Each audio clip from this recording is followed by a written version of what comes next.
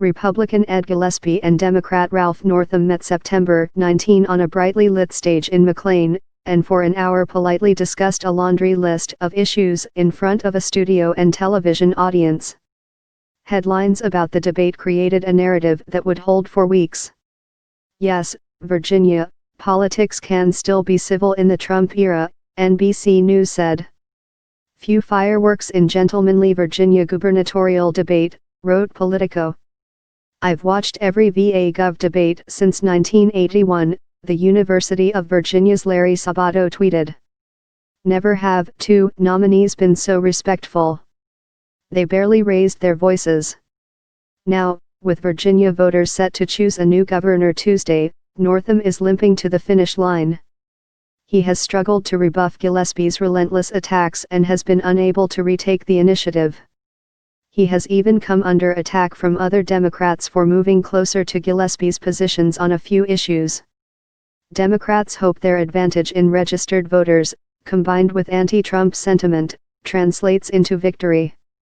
But they are worried that Northam's low-key demeanor and conservative past, he voted for George W. Bush in 2000 and 2004, has diminished enthusiasm on their side. If Gillespie wins, his campaign will be a template for Republican campaigns around the country. Voters will hear a national conversation about sanctuary cities, Latino gangs, Confederate monuments, NFL protests, and whatever other hot-button issues get added to the mix. Democrats will be forced to develop effective counter-messaging.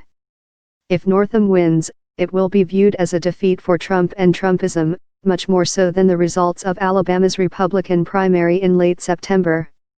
The candidate Trump endorsed, Luther Strange, lost in Alabama, but the Republican who won Roy Moore embodied Trumpism much more than his opponent.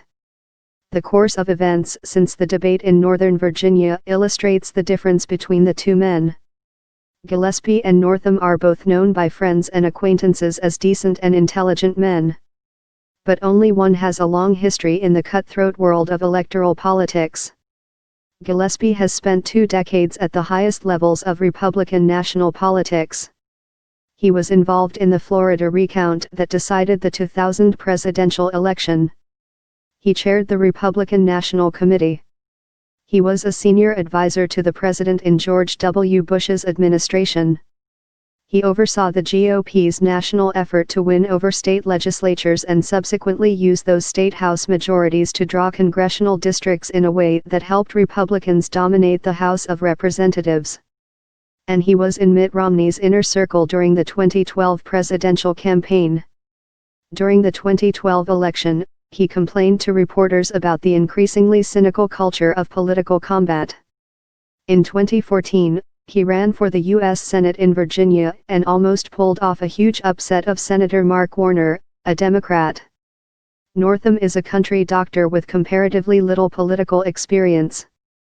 He's a pediatric neurologist who practices in Norfolk. He first was elected to the state Senate in 2007, and in 2009 came close to switching parties and becoming a Republican, according to reports at the time. He was elected lieutenant governor in 2013. The men's backgrounds help to explain why Gillespie has been willing to bloody Northam so mercilessly and relentlessly, and why the Democrats' response has been so ineffective. Gillespie positioned himself over the summer as the moderate establishment figure he's always been. He talked regularly of being a governor for all Virginians.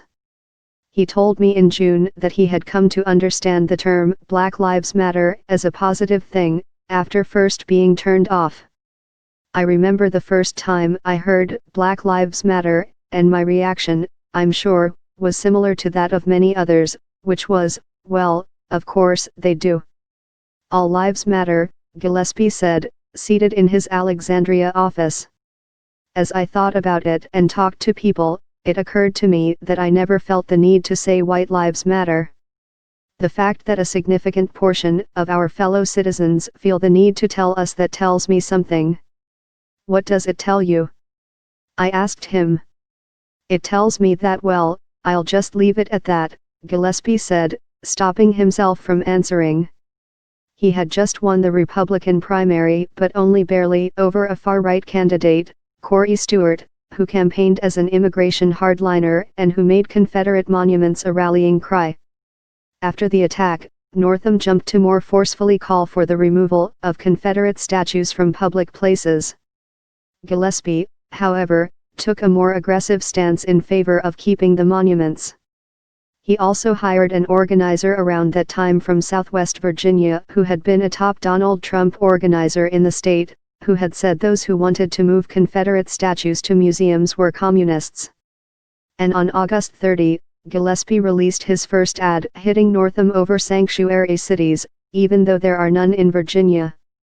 Gillespie's side argues that a Latino Victory Fund online video unfairly caricatured Gillespie supporters as racists.